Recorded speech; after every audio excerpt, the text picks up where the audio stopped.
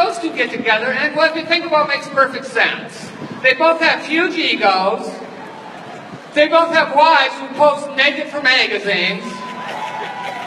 And they both got fewer votes than Hillary.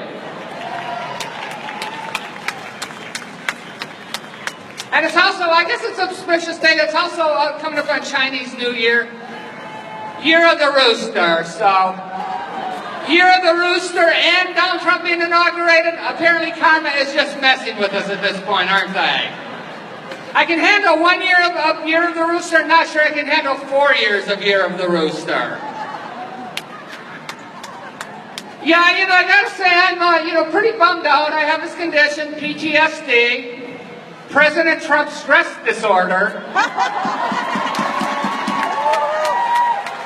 And, I keep trying to tell myself, maybe it might not be that bad. I'm white, so I got that going for me. And I'm transgender, so I don't actually have a pussy for him to grab.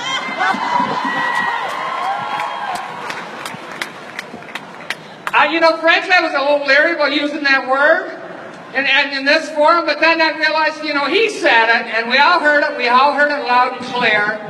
But this is the point we've come to, that where a stand-up comedian has to worry about quoting the President of the United States for his use of language, not my use of language. We've gone from open change under President Obama to broken fringe under President Trump. Donald Trump actually very anti-immigrant. He wants to do away with this thing called birthright citizenship, but totally on board with trophy wife citizenship. 66% of Donald Trump's wives were born outside of the United States.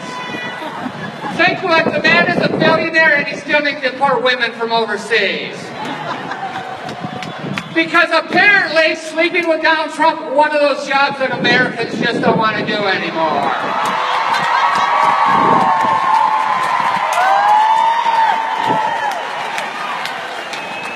Call me a liberal, but I think this country should be a refuge for children fleeing a war zone, not just a destination for supermodels looking for billionaire husbands.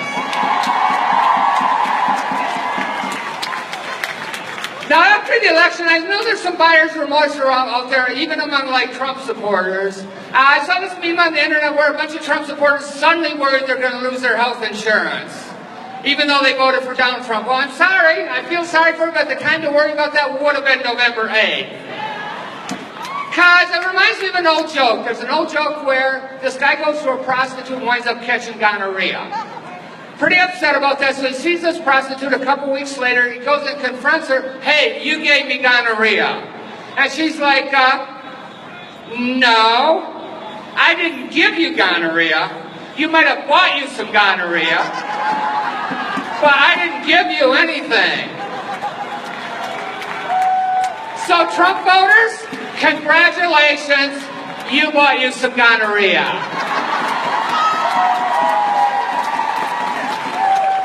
Unfortunately, the rest of us are coming down with it too. And, I wondered about that line too. I just basically compared the President of the United States to a sexually transmitted disease. And I thought, should I be doing that? But then I thought, all the time you spent talking about political correctness, how it was ruining the country. Well, this is me standing up against political correctness, telling it like it is, and doing my part to make America great again.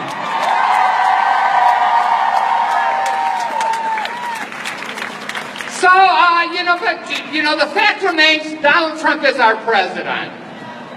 Yeah, I don't like it either, but you know what? He is our president, and that means he works for us.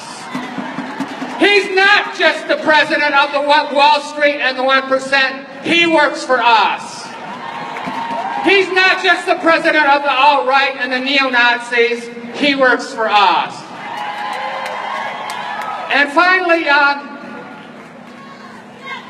oh, thank you. So I got to get off stage here for a minute, but just one thing I just want to say. There's a lot of fear right now, but there's one. Can we stand together? Can we stand up and resist Donald Trump?